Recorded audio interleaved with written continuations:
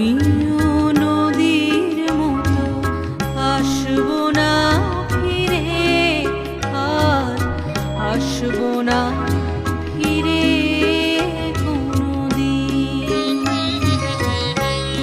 আমিও